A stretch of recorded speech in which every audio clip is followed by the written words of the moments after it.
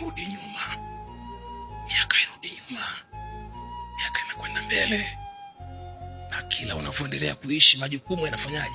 Yanazidi. Majukumu yanazidi. Majukumu hayawezi kusimama kwa sababu miaka inakwenda.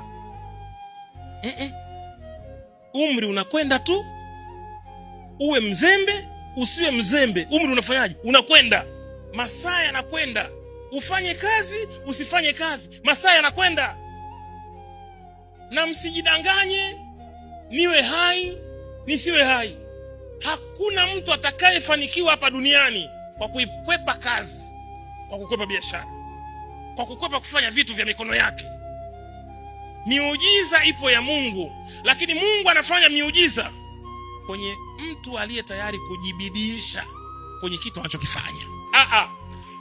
Amesema nitabariki kazi ya nini? Nini? Kazi ya nini?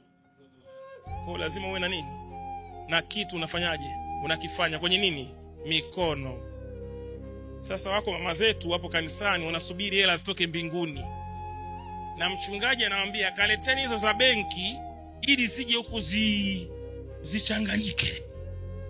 Haleluya.